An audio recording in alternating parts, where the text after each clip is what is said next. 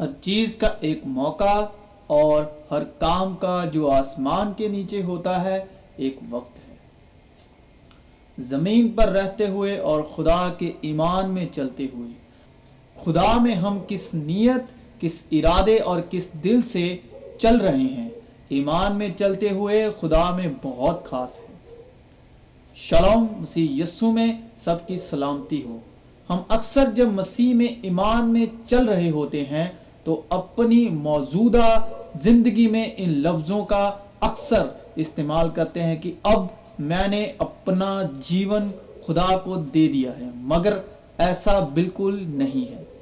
ہم نے اپنی زندگی خدا کو نہیں بلکہ خدا نے ہمیں زندگی بخشی ہے، اور جب ہم اپنی دعائے زندگی دیکھتے ہیں تو ہم اپنے آپ میں ان باتوں پر بہت فخر محسوس کرتے ہیں کہ ہم خدا میں اتنی بار دعا کرتے ہیں یا اتنے وقت تک دعا کرتے ہیں۔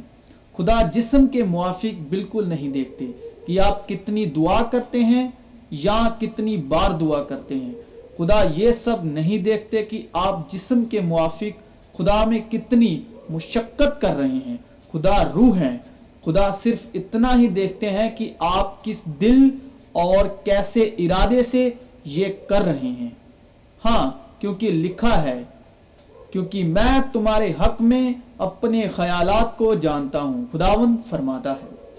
اور ایمان میں چلنے والی روحیں انسانی نیت میں اس بات پر فخر کرتی ہیں کہ آج ہم کو خدا میں چلتے ہوئے اتنے سال ہو گئے ہیں، اور ایسے انسانی نیت کے سبب خدمت گزار روحیں بھی فخر کرتی ہیں کہ آج مجھے خدمت کرتے ہوئے اتنے سال ہو گئے، بلکہ خدمت گزار روحیں تو سال گرا بھی مناتی ہیں، مگر خدا یہ بالکل نہیں دیکھتے کہ ہم کتنے سال سے خدا میں چل رہے ہیں یا کتنے سال سے ہم خدمت گزار رہے ہیں۔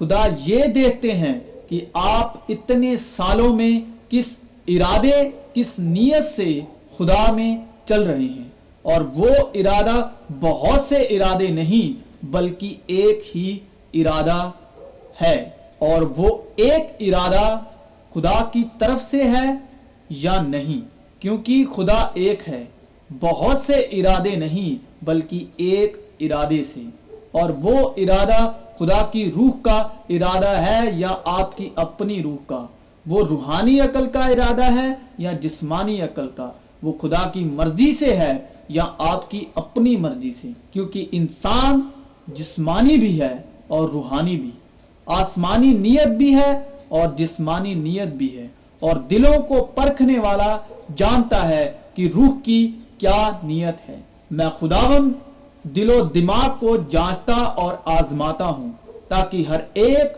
آدمی کو اس کی چال کے موافق اور اس کے کاموں کے پھل کے مطابق بدلہ دوں۔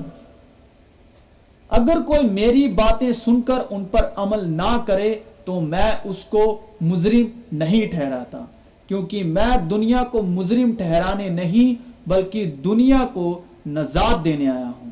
جو مجھے نہیں مانتا اور میری باتوں کو قبول نہیں کرتا اس کا ایک مجرم ٹھہرانے والا ہے، یعنی جو کلام میں نے کیا ہے، آخری دن وہی اسے مجرم ٹھہرائے گا، کیونکہ میں نے کچھ اپنی طرف سے نہیں کہا، حالانکہ باپ جس نے مجھے بھیجا اسی نے مجھ کو حکم دیا ہے کہ کیا کہوں اور کیا بولوں، اور میں جانتا ہوں کہ اس کا حکم ہمیشہ کی زندگی ہے۔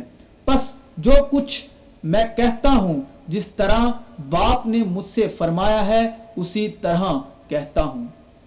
کیا کوئی آدمی پوشیدہ جگہوں میں چھپ سکتا ہے کہ میں اسے نہ دکھوں؟ خداوند فرماتا ہے، کیا زمین و آسمان مجھ سے معمور نہیں ہیں؟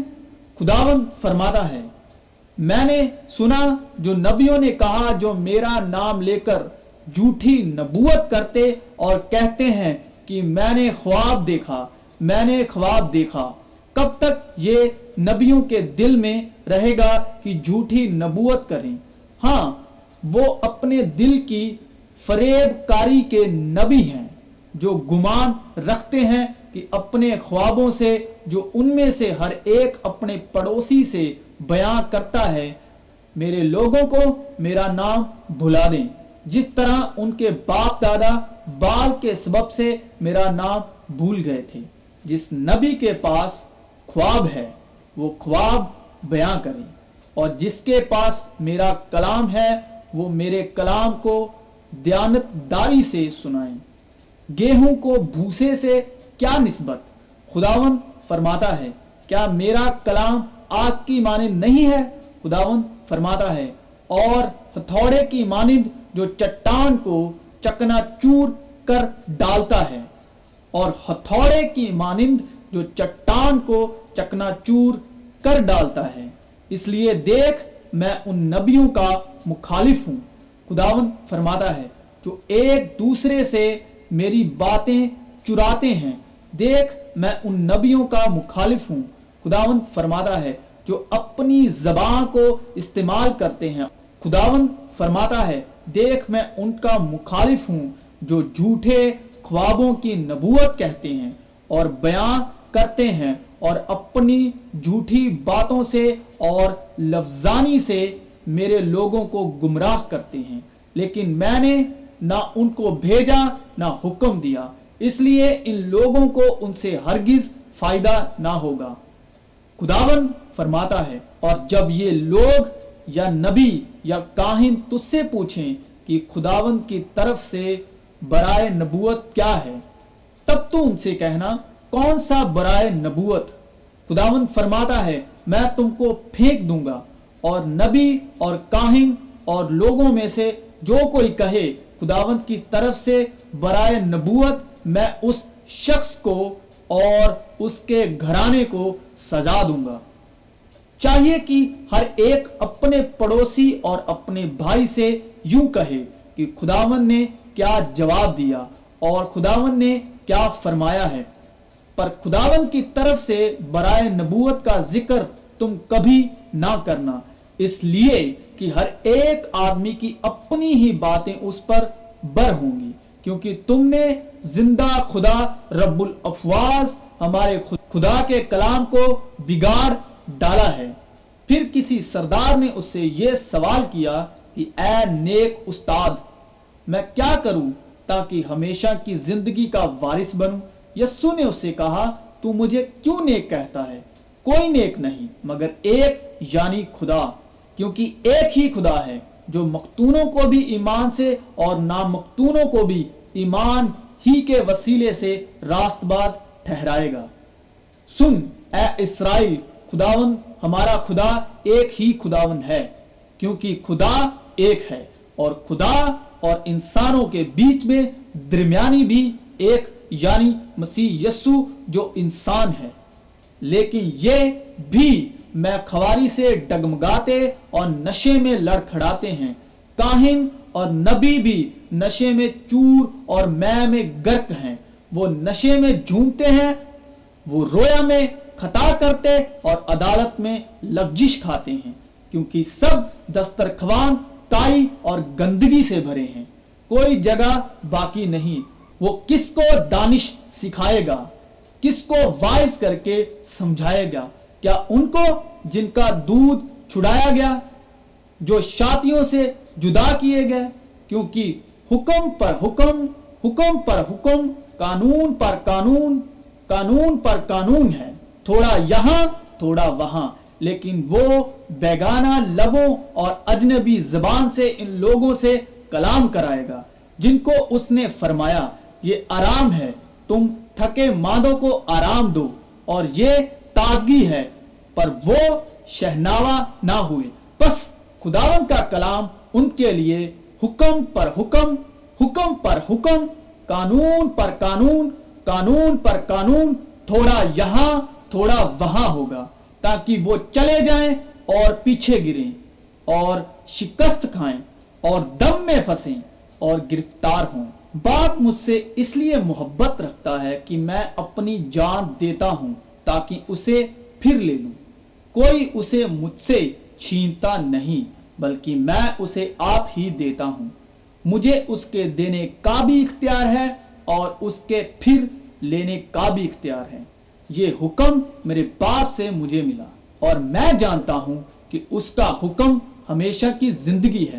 پس جو کچھ میں کہتا ہوں جس طرح باپ نے مجھ سے فرمایا ہے اسی طرح کہتا ہوں، لیکن یہ اس لیے ہوتا ہے کہ دنیا جانے کہ میں باپ سے محبت رکھتا ہوں، اور جس طرح باپ نے مجھے حکم دیا میں ویسا ہی کرتا ہوں۔ حکم کا مقصد یہ ہے کہ پاک دل اور نیک نیت اور بے ریا ایمان سے محبت پیدا ہو۔ ان کو چھوڑ کر بعض شخص بےہودہ بکواس کی طرف متوجہ ہو گئے اور شریعت کے معلم بننا چاہتے ہیں، حالانکہ جو باتیں کہتے ہیں اور جن کا یقینی طور سے دعویٰ کرتے ہیں ان کو سمجھتے بھی نہیں۔ اور نیت بھی نیک رکھو تاکہ جن باتوں میں تمہاری بدگوئی ہوتی ہے انہی میں وہ لوگ شرمندہ ہوں جو تمہارے مسیحی نیک چال چلن پر لان تان کرتے ہیں، کیونکہ اگر خدا کی یہی مرضی ہو کہ تم نیکی کرنے کے سبب دکھ اٹھاؤ تو یہ بدی کرنے کے سبب دکھ اٹھانے سے بہتر ہے، اس لیے کہ مسیح نے بھی یعنی راست باز نے نہ راستوں کے لیے گناہوں کے باعث ایک بار دکھ اٹھایا تاکہ ہم کو خدا کے پاس پہنچائے۔ وہ جسم کے اعتبار سے تو مر گیا لیکن روح کے اعتبار سے زندہ کیا گیا، کیونکہ ہم کو اپنے دل کی اس گواہی پر فخر ہے کہ ہمارا چال چلن دنیا میں اور خاص کر تم میں جسمانی حکمت کے ساتھ نہیں بلکہ خدا کے فضل کے ساتھ، یعنی ایسی پاکیزگی اور صفائی کے ساتھ رہا جو خدا کے لائق ہے۔ محبت بے ریا ہو، بدی سے نفرت رکھو، نیکی سے لپٹے رہو۔ آمین۔